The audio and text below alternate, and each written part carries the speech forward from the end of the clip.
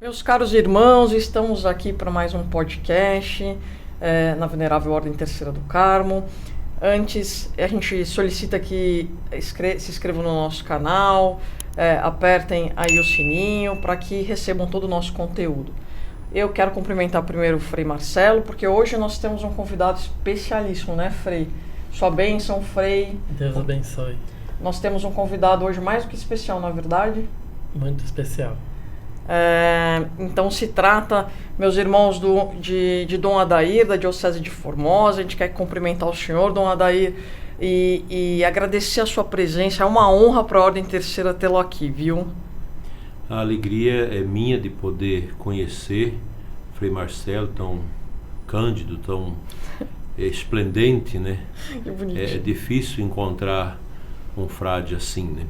E também a senhora, advogada, priora aqui da Terceira Ordem. Para mim foi uma alegria muito grande conhecê-la. Nós já nos falamos algumas vezes, mas ao vivo é sempre engrandecedor. Muito obrigado pelo convite de estar aqui com vocês. Nós que agradecemos, Dom Adair. Dom Adair, e a gente tem algumas pessoas que nos ajudam a fazer o podcast, a levar para os nossos católicos um conteúdo de uma doutrina sã, uma doutrina segundo o Catecismo da Igreja Católica. E a gente queria falar um pouquinho deles. Primeiro é a Associação Regina Fidei, que na verdade, Excelência, é uma das maiores divulgadoras da vida e da obra do Padre Pio.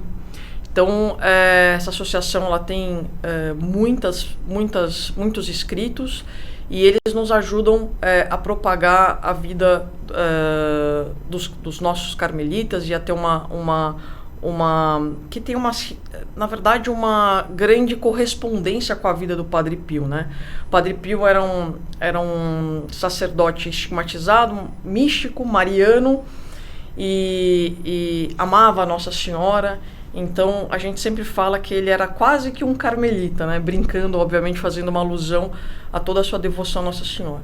Então, a Livraria Vozes também, a gente agradece muito os incentivos, porque eles nos fornecem obras de santos carmelitas para que a gente possa sortear aí para os nossos irmãos, para os fiéis. E a Gold Prime Empreendimentos, que também nos ajuda e acredita na nossa maneira de evangelizar e nos ajuda aí nesse processo de evangelização no canal da Ordem Terceira. Não é, Frei Marcelo? Então, Dom Adair, a gente queria saber um pouquinho da vida do senhor. O senhor é da Diocese de Formosa. O senhor está lá desde quando, Dom Adair? Bem, estou na Diocese de Formosa desde o 1º de junho de 2019.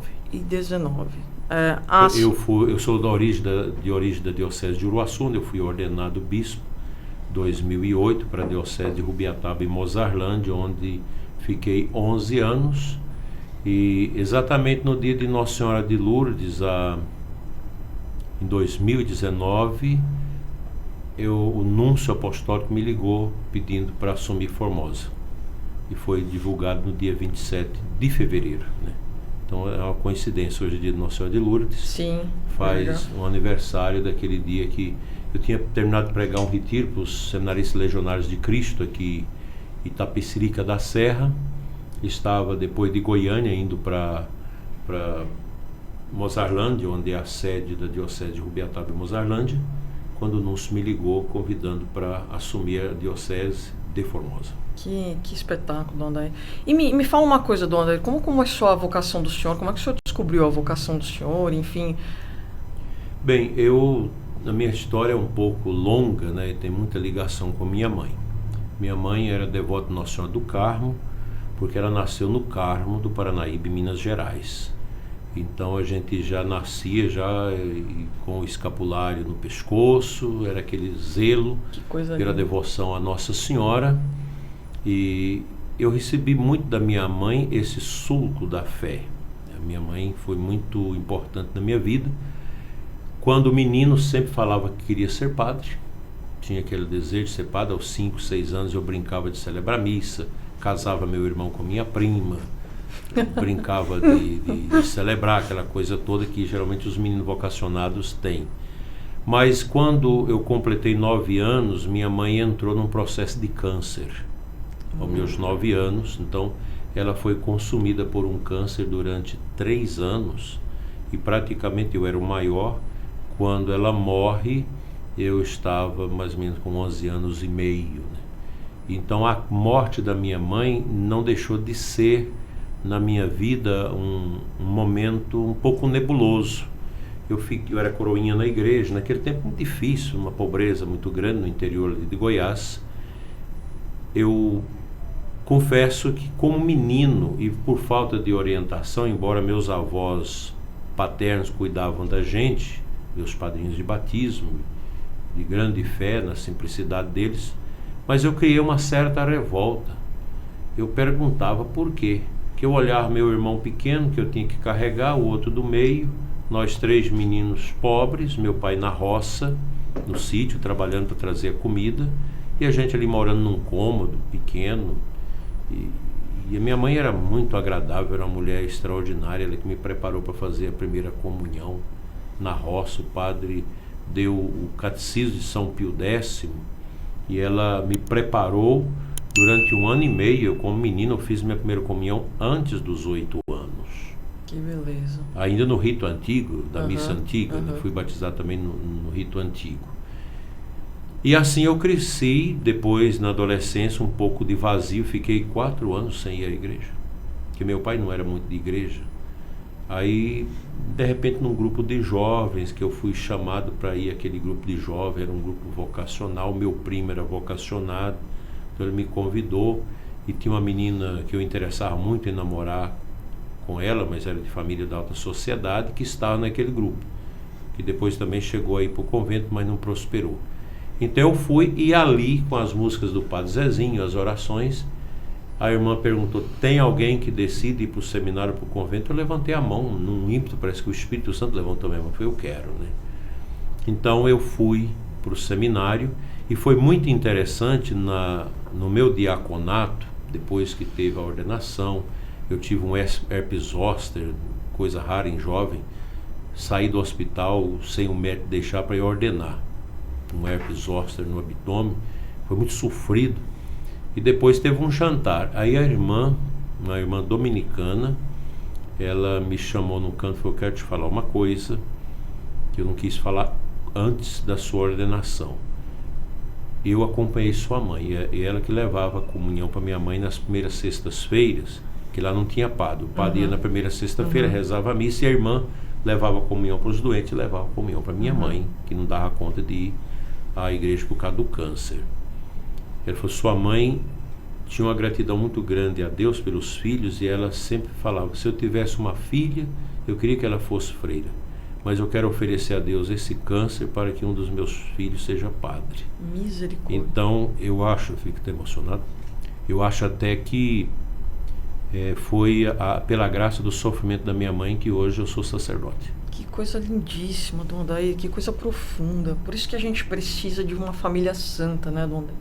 De mãe e de pai que ensinem os filhos a amarem a Deus, né, sobre todas as coisas. É muito lindo.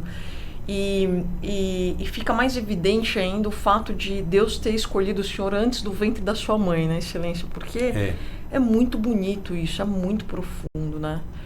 Eu gosto muito daquela passagem do profeta Isaías, né, que diz que antes que me formaste no seio, antes que eu te formasse no seio da minha mãe, eu já te amava e te conhecia, né? É lindo. Tanto que eu coloquei no lema da minha ordenação de padre, aquela parte lá de 1 João 4, quando eu me lembro o versículo,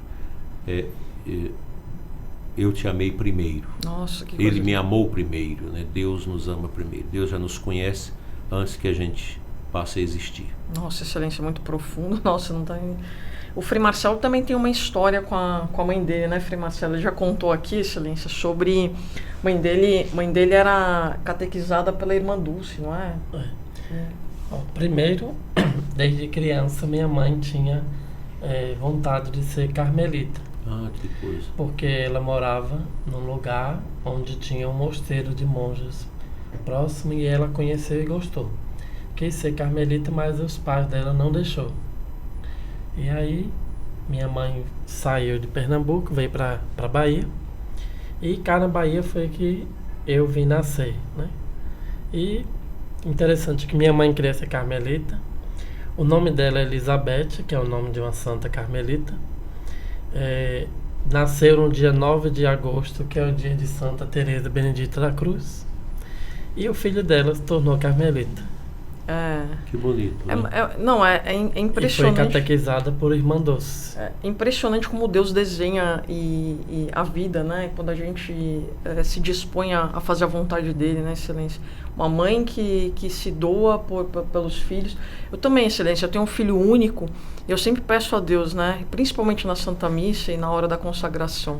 Se for da vontade dele, e que, se for para o meu filho ser um sacerdote santo, que ele o seja. Meu filho único, porque não tem coisa mais linda do que servir e amar a Nosso Senhor, né? Então, muito bonito, né? Eu tenho aprendido muito nessa luta da gente contra esse feminismo horroroso que temos hoje, que destrói a candura e a beleza da vocação materna, né? Verdade. Que, geralmente, a mãe... ela tem uma missão enorme, que gerar filhos para Deus. Na minha diocese eu tenho o movimento lá, aquele grupo do caminho neocatecumenal, então eles têm muitos filhos. Tem famílias com 11, 12, 13 filhos. E se casam cedo, né, Excelência? Sim, e é interessante, pessoas que têm um salário pequeno e conseguem manter a família. E as mulheres, elas têm essa consciência de povoar o céu com os filhos, né? Acho isso muito bonito. E a mãe como mestra, a mãe que gera, cuida, forma, ela vai como que um cinzel de Deus formatando essa imagem dos filhos, das filhas, né, segundo a vontade de Deus. Isso não tem preço. Acho que essa espiritualidade da maternidade é fantástica. Na minha diocese eu tenho um grupo já grande de mulheres, inclusive freiras, que estão desenvolvendo também a maternidade espiritual pelos sacerdotes. Mulheres que oram por padres que eles nem imaginam que elas estão orando por eles. É lindo isso. Então eu passo às vezes os nomes de padres que precisam e elas se tornam mães espirituais. Na eternidade isso tudo vai ser visto, né? Mas a beleza da mulher, eu vejo que minha mãe, ela é uma paixão na minha vida, porque ela soube colocar os princípios fundamentais da fé na minha vida. Como meu avô paterno também, eu não conheci meu avô materno, que é o pai da minha mãe. Era um homem também muito santo, que morreu ainda em Minas Gerais. Meu avô também era fantástico, sempre ensinava os netos a rezar, aquela preocupação, né? Então a família, ela é essa base elementar, que a igreja nunca vai esquecer de dizer que a família é tudo, que a família possui um valor absoluto na vida da pessoa humana. Verdade, Excelência. Excelência, o poder da oração, né? A gente percebe, por exemplo, eu tenho uma avó que eu nunca vou esquecer, minha avó materna, eu não posso esquecer do exemplo dela, porque toda vez que eu estava na casa dela, era de Minas Gerais também, ela rezava o terço antes de dormir. E aquilo, imagina, essa minha avó teve 12 filhos, né? Na verdade teve 15, mas dos 15, 3 faleceram, então minha mãe tem 11 irmãos. Mas eu sempre, quando eu chegava à casa dela, antes de dormir, ela preparava tudo para os netos, ela rezava o terço. E eu era bem pequena, né? Eu não entendia direito. Eu falava, vó, por que você reza o terço, né? Daí ela me falava, não, eu tenho uma devoção muito grande a Nossa Senhora. Eu falei, e se a senhora esquecer de rezar? Não, eu não esqueço, né? Eu era criança. E ela falava assim, e se a senhora não conseguir rezar hoje? Ela falava assim, eu rezo 2 amanhã. Então, assim, ela passava pra gente, e assim também a avó do meu marido, ela passava pra gente essa questão da necessidade da oração, Excelência. Né, para a união da família, rezar com os filhos, isso tudo transforma uma família e transforma como seus filhos vão lidar com Deus, né? Isso é fantástico, fantástico. Se eu não me engano, acho que foi Santo Afonso que disse, né, que quem não reza vira bicho. Exato. Quem não reza se perde, quem reza se salva, né? Santo Afonso prima muito por isso. Aliás, é um santo que a gente precisa redescobrir o valor dos seus ensinos. Eu aprecio muito Santo Afonso, Maria de Ligório, sobremaneira o Manual dos Confessores. Ele tem toda uma teologia moral muito bem elaborada, fantástica. Esse pessoal do Centro Dom Bosco publicou toda essa obra de Santo Afonso e eu a tenho. E realmente é maravilhoso. A gente precisa aprender com esses grandes homens e mulheres do passado. Verdade, Excelência, verdade. Santa Teresa d'Ávila e Santa Teresinha também tiveram essa questão com a mãe, né? Muito cedo, Excelência. É engraçado que os grandes santos, Excelência, eles têm uma perda de familiar assim cedo. Por exemplo, Santa Teresinha. Santa Teresinha perdeu a mãe com 4 anos. Nossa, foi... E ela, interessante, porque ela menina, ela já era mística. Um dia ela falou para a mãe: mamãe, eu pedi para Jesus levar, eu quero que a senhora morra. E a mãe doente. Aí a mãe vai: mas minha filha, por quê? Não, porque Jesus me mostrou o céu, é um lugar muito melhor do que a senhora está com dores. É, né? Verdade. Então, o Padre Pio também, né, que eu amo imensamente, que é um santo que me acompanha nos momentos difíceis. Agora mesmo eu estou com 3 crianças pequenininhas que pegaram esse vírus, essa bactéria estranha que está pegando as crianças, todas as 3 na UTI. E 2 já estão fora de perigo, graças a São Padre Pio. E tem uma terceira que está muito grave, mas a família está rezando. E eu sinto muito a presença de Padre Pio quando eu oro nessa circunstância. Na pandemia foram muitas pessoas que eu orava e sentia: não vão morrer. Mas quando a gente percebe também uma ausência, é sinal de que realmente não tem mais jeito.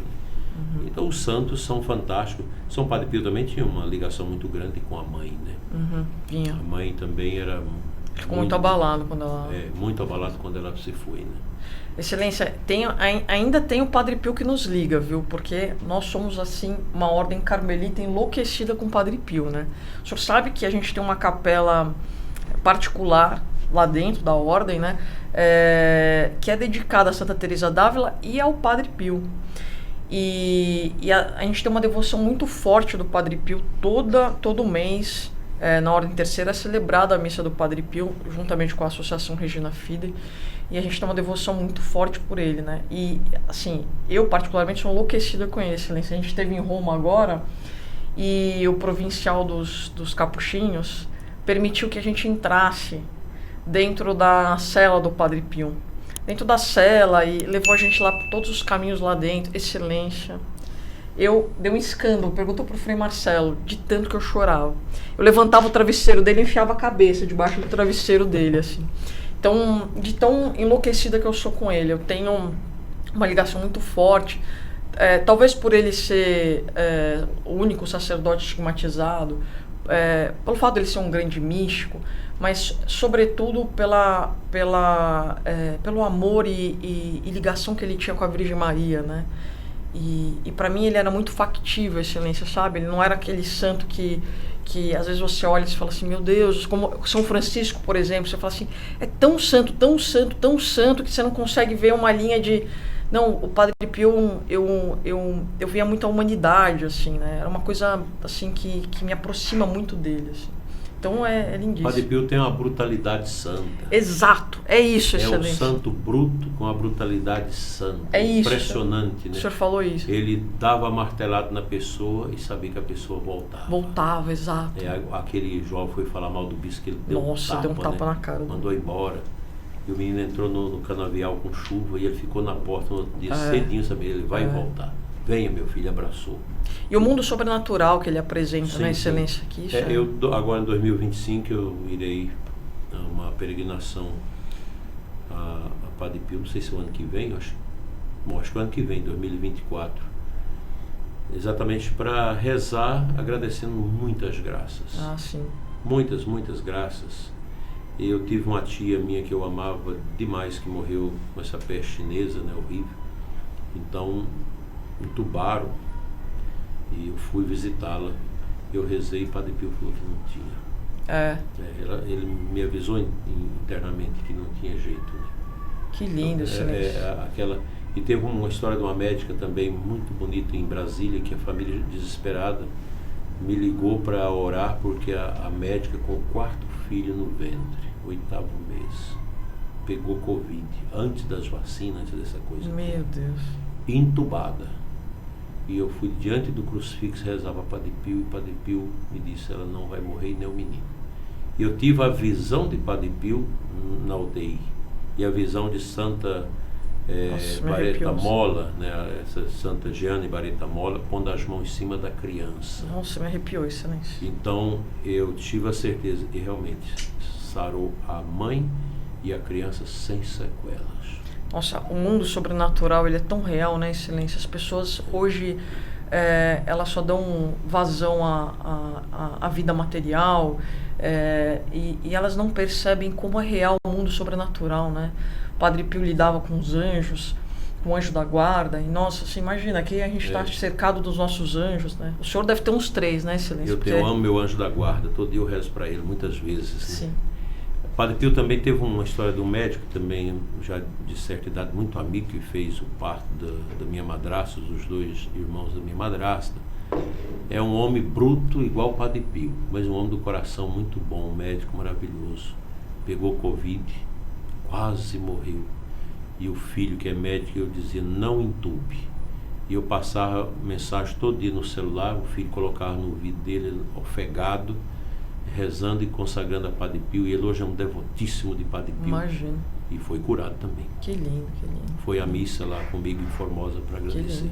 O senhor deve ter o bispo, um anjo da guarda, evidente, o do sacerdócio, do episcopado, Da diocese. Nossa, deve estar cercado de anjo da guarda aqui a gente está bem aqui, né, Gabriel? Cada diocese tem um anjo próprio. Tem um né? anjo próprio, coisa linda. Cada paróquia tem um anjo próprio daquela paróquia, né? Os anjos é um grande mistério que a gente precisa conhecer melhor. É verdade. Excelência, você pede para ele vir nos visitar Mas às já vezes, tá aqui, né? Ah, sim, agora sim, mas o senhor precisa vir na nossa novena, né? Eu peço tantos anos para ele vir na nossa novena. Eu sei que o senhor é ocupado. Hoje a gente... Não, mas também eu não te conhecia, porque a gente, quando você não conhece, você fica naquela, né? Como que é, como que não é, né? Mas agora que eu te conheci... Excelência, mas o senhor não lembra, o ano passado eu encontrei o senhor no colégio do meu filho. Ah, é verdade. Ah, tá vendo? É porque eu ando muito esquecido, inclusive eu tomei a vacina, e a vacina atrapalhou muito a minha memória. E encontrei o senhor no colégio do meu filho. E aí que o senhor me conheceu, mas a gente tinha contato antes só pela... Mas eu virei, no ano que vem eu vou marcar contigo, então tá bom. Na sua novena. Tá vendo? Agora ele a tá priora pedindo, não tem como negar, né? Não, Excelência, é porque a gente tem muito carinho pelo senhor, pelo trabalho do senhor. E que se a igreja tivesse mais bispos como o senhor. Não, mas eu não sou nada, minha filha. Eu sou o esterco do cavalo do bandido. Imagina, Excelência. Não tenho muita coisa, não. Excelência, o que eu acho que a gente espera é que os padres e os bispos falem de Deus, né? E porque a nossa alma é sedenta mesmo por Deus, né? Então eu acho que as pessoas estão cada vez mais carentes, né, Excelência, de falar sobre Deus, de ouvir sobre Deus. Então... E o interessante, ouvindo isso que a priora falou, é que muitas pessoas me procuram, ou pessoalmente, ou pela internet, para dizer assim, Frei, eu me afastei da igreja. Aí eu pergunto, mas se afastou por quê? Ah, porque o padre não fala de Jesus no evangelho. Ele fala de política, fala de MST, fala de outras coisas, mas de Jesus, de Nossa Senhora, do céu e do inferno, não se fala. Então, nós percebemos que não é muito difícil cativar o povo. Basta falar de Deus. É verdade. Frei, o senhor resumiu. Frei, eu tenho dito para os meus padres, e tenho discutido isso também, inclusive com o cardeal Dom Paulo César, nosso cardeal arcebispo de Brasília, e ele também partilha um pouco dessa ideia. Aliás, tem muito dessa ideia. A paróquia deve ser o centro da vitalidade católica. A paróquia é a instituição na igreja que não entra em crise, embora muitas pessoas querem fazer uma análise sociológica, psicológica, sei lá, com essas ideologias a respeito da paróquia, mas a paróquia é um centro que não entra em crise. Agora, os 3 eixos que devem manter uma paróquia é o seguinte: sacrário. O padre precisa pregar sobre a missa e adoração fora da missa e celebrar bem a sua missa. Nossa, que fantástico. Celebrar com amor, com despojo. A Eucaristia é o centro, é a vitalidade da igreja. Uma missa humilde, bem celebrada, uma pregação que traga Cristo ao coração das pessoas, o desejo de viver as virtudes, é o que comanda. Depois o confessionário, que é o atendimento ao povo, a confissão, a direção espiritual, e por fim o Santo Rosário. Então, se a paróquia trabalha esses 3 pontos, se o padre vive e se acredita nisso, porque eu não me hesito dizer aqui que tem muitos sacerdotes que não acreditam mais na presença real de Jesus na Eucaristia. O senhor falou tudo. Nos Estados Unidos foi feita uma pesquisa, os católicos, 6, 7% não crê mais na presença real de Jesus. Ou seja, uma fé católica está virando um luteranismo, está virando um protestantismo. Tanto que nos Estados Unidos vão fazer agora, no ano 2025, um grande congresso nacional eucarístico, Que lindo. que está sendo preparado em todo os Estados Unidos para poder retomar os caminhos da fé. A Eucaristia é tudo. A Eucaristia é tudo.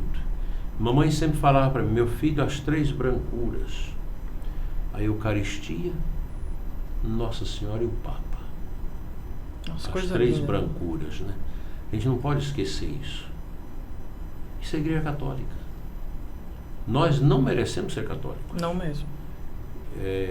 Aquela pergunta do Catecismo de São Pio X, és cristão? Sim, sou cristão pela graça de Deus. Nós somos católicos pela graça de Deus. Porque a Igreja Católica é maior do que nós. A gente tem essa mania, nós somos a Igreja. Eu sou a Igreja, o Papa é a Igreja, o Bispo é a Igreja, o Padre é a Igreja, o Freire é a Igreja, o Leigo é a Igreja. Não, nós somos os filhos da Igreja. A Igreja é maior do que nós. A Igreja está muito acima de nós. Por isso que 2000 anos de Igreja, nós, bispos e sacerdotes, não conseguimos destruir a Igreja. Porque a Igreja é de Cristo. A Igreja era de direito divino, não é de direito humano. Então, se ela fosse humana, já tinha acabado. Meu avô, que eu fiz a referência aqui, Geracino Ferreira Guimarães, um homem simples do povo, mas na fazenda onde ele comprou e alocou todos os seus filhos ali, eram pelo menos 7 filhos, ele sempre ensinava as coisas de Deus para os netos. Todos os netos gostavam do meu avô, um homem simples. Então ele tinha a escritura, a Bíblia Sagrada naquele tempo, isso há 55, 56 anos atrás, ou mais, 55 anos atrás, a Bíblia era algo que dificilmente uma pessoa tinha. E o vovô chamava Sagradas Escrituras. Então ele guardava num caixote, não tinha guarda-roupa, naquele tempo tinha um caixote, onde ele guardava as coisas especiais, lá ficava a Bíblia. Então ele trazia, abria a Escritura, rezava com a gente, ensinava. E uma vez eu fiquei impressionado, porque o vovô pegou um carretel de linha, e pegou meu metro de linha e espichou. Foi isso aqui a igreja. Fica fininha, mas não arrebenta. Nossa, excelência. Isso é a igreja. É de se emocionar, meus irmãos. Ensinando pra gente que a igreja é divina. Os homens não acabarão com a igreja. Você imagina no México, tem esse filme, Os Cristeiros, a perseguição que foi feita terrível à igreja da parte da maçonaria, do governo, essa coisa toda, 70 anos de perseguição, não acabou com a igreja. Na Rússia, que tomaram nossas igrejas, um comunismo terrível. E o México é considerado o 2º maior país do mundo, né? Número de católicos. Católico, né? Então a igreja, ela é de Cristo, ela não é nossa. Nós somos os obreiros, nós somos os serviçais da nossa igreja. Nós somos católicos por graça de Deus e fomos mergulhados na túnica de Cristo. Na túnica de Jesus, nós somos esses fiapinhos que vão sendo colocados ali. E nós estamos na túnica de Jesus não para dividir a túnica, não para rasgar a túnica, não para colocar fogo na túnica de Cristo, mas para cuidar da túnica de Cristo. A túnica de Cristo é a igreja. Quem nos ensina a ter essa visão bonita da igreja são os padres da igreja, né? Eu não me lembro agora o nome do padre da igreja que fala disso. É coisa bonita. Hoje em dia se estuda muito a Bíblia, dizendo o que a Bíblia é. Isso é errado. Essa exegese ela é bifurcada, ela não tem a ação de Deus. A exegese tem que ser feita como fez os padres da igreja e o Papa Bento XVI. Você deixar a Bíblia dizer para nós o que ela quer falar. É a Bíblia que diz para mim o que ela é, o que ela quer dizer. Não sou eu. Porque essa palavra aqui, por causa da cultura, da antropologia, da arqueologia, não sei do que, da filologia, de tanta coisa. Então, não, deixa a Sagrada Escritura falar. Por isso a melhor exegese que nós temos são dos padres da igreja, e atualmente de Bento XVI. Jesus de Nazaré é uma maravilha. A exegese que o Papa faz do Santos Evangelho da pessoa de Jesus. É um santo, né, Excelência? Que santo Bento XVI. Eu sou muito feliz porque ele me convidou para bispo e me fez bispo, né? Nossa. Ele é... Nossa, ele é Você quer perguntar mais alguma coisa? Excelência, eu acho que eu fiquei aqui, meus irmãos, só admirando o senhor falar. Não, mas eu não sou nada disso que você está pensando. Não, Excelência, que a igreja tivesse mais bispos, mais padres como o senhor, e enfim... Não, é muito bonito. Nós temos muitos padres e bispos santos. Sim, claro que muito, temos, Excelência. Temos, graças a Deus. Os bispos são muito bons, graças a Deus. Graças a Deus, Excelência. Mas é muito bom ouvir o senhor falar da igreja. Eu me emocionei agora aqui de ver o senhor falar de como a igreja é santa, né? Que a gente tem essa consciência da santidade da igreja, né? Que você não é mais santa, Excelência, porque nós não nos dedicamos para que ela seja, né? Então... Mas eu gostaria de retomar, para concluir aquela questão da beleza do padre. Tem um livro do bispo Fulton Sheen. Sim. O padre não se pertence. E aqui eu quero dizer para os meus queridos irmãos padres, eu amo os meus padres, graças a Deus. Se o padre soubesse, diz São João Maria Vianney, o que é ser padre, ele morreria, não de susto, mas de amor. Porque nós sacerdotes, viu, Frei Marcelo, nós vamos morrer sem saber o que nós somos. Nossa, que lindo. Porque a grandeza do padre não se consegue medir com os instrumentais desse mundo, com a dimensão humana. O padre só pode ser compreendido na eternidade, porque o padre é alter Christus, é outro Cristo. Então, quando um padre deixa o ministério, quando um padre bagunça sua vida sacerdotal, é uma pena, porque esse padre não entendeu o que é a grandeza do seu ministério.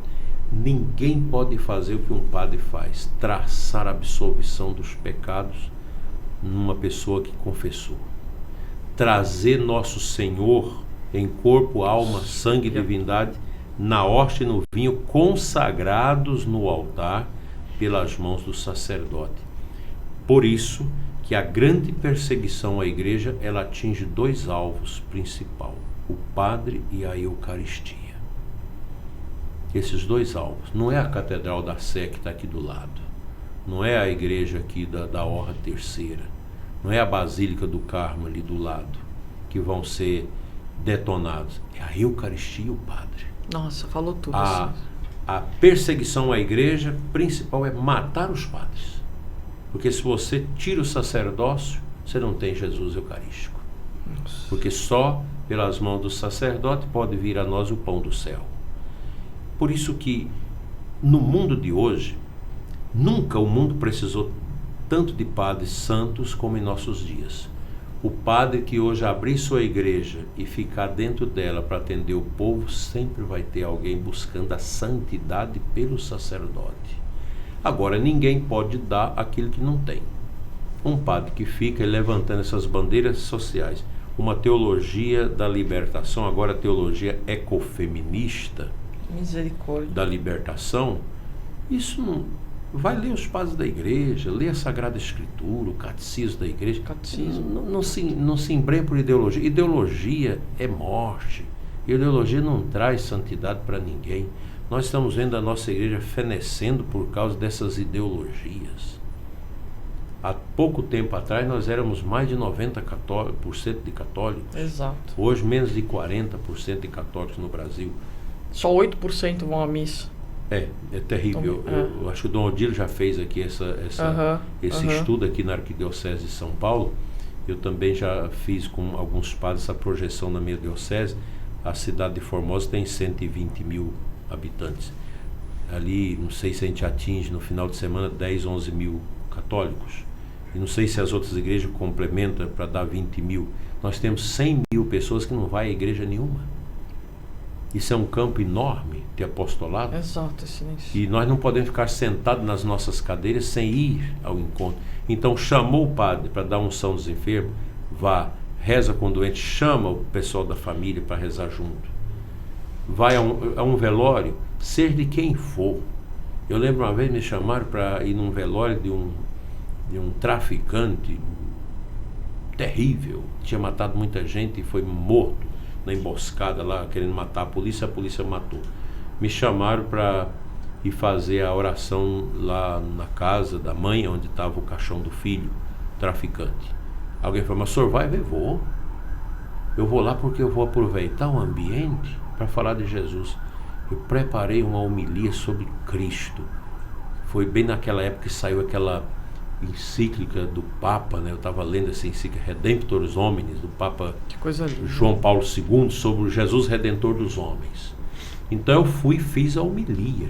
Um monte de traficantes, tinha polícia vigiando o velório, tinha a família, a mãe chorando no caixão, dizendo que o filho dela era o melhor filho do mundo, apesar de ser uma pessoa que nem sei se tem salvação, Deus que sabe.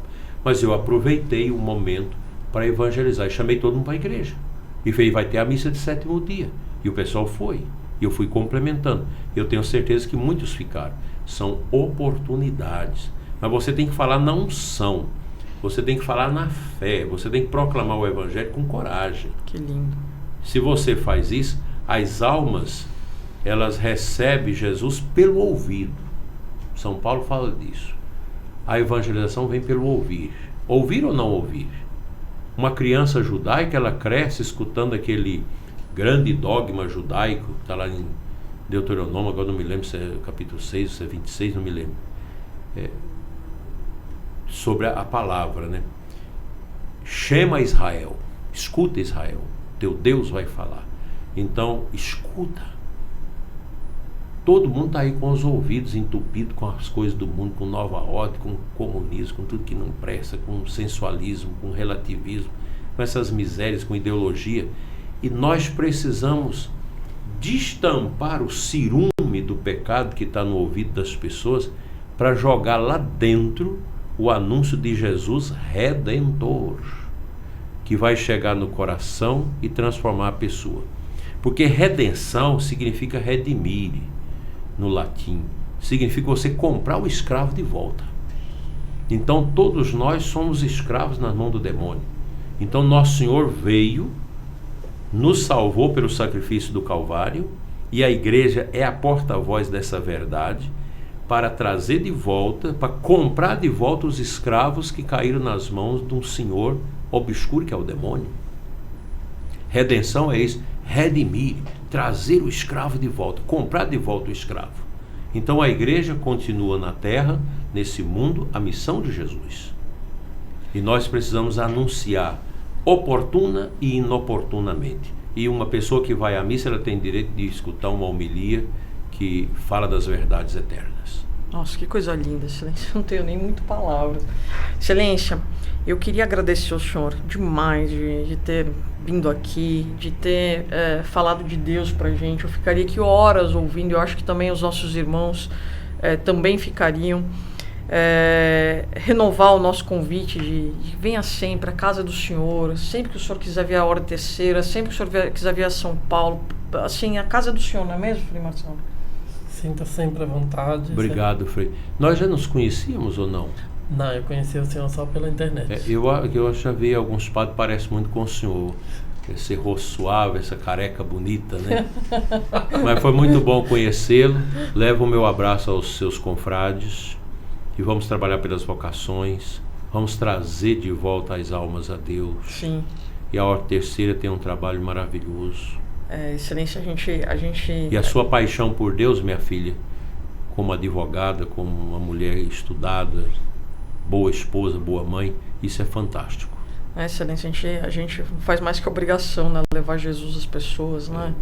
Então, também esses meninos que trabalham aqui com vocês são fantásticos, são muito bons, né? Então, sim, um ambiente de Deus, um ambiente maravilhoso. Eu agradeço imensamente, reze por mim, e numa oportunidade a gente volta. Tá bom, Excelência. Excelência, eu queria que o senhor desse a bênção para todos nós. Eu quero agradecer a todos vocês pela participação conosco. Eu posso retransmitir no meu canal esse programa? Claro, Excelência, claro. O seu pedido aqui é uma ordem. Eu vou pedir ao Reginaldo depois para retransmitir lá no nosso canal, para que as pessoas também vejam, né? Uhum. Foi muito bom estar. O senhor quer divulgar? O canal do Dom Adair vai estar disponível para vocês aí na... É a coisa mais fácil. Dom Adair José Guimarães. Dom Adair José Guimarães tem o programa Oração da Manhã, que entra meia-noite, 15 minutos, E o programa Oração da Noite, que é as completas, que entra às 21 horas no meu beleza, canal. que E beleza. algumas missas, algumas palestras, algumas coisas também que eu faço. O senhor disponibiliza lá. É. Tá bom. Excelência, hoje é dia de Nossa Senhora de Lourdes, né? Então, Então pedir a saúde, né? Exato. Hoje é um dia bonito lá, eu já estive uma vez e vou estar agora em outubro de novo lá em Lourdes. Você já esteve lá? Já uma vez. Aquela oração da noite é uma coisa fantástica. Você já esteve lá? Eu não estive em Lourdes. O terço, né? É, um terço. Eu nem vou convidar você para ir, porque eu já estou com 150 pessoas na minha excursão. Não tem mais Deus vaga. céu. Era só para 100, o povo foi pedir, está com 150. O ano que vem eu vou a Padre Pio e a Assis e a Santa Rita de Cássia e Santo Antônio de Pádua e também no Vaticano. Então, hoje é um dia muito bonito, aquelas orações, pedir a intercessão dela pela nossa saúde corporal e espiritual, sobretudo a saúde espiritual.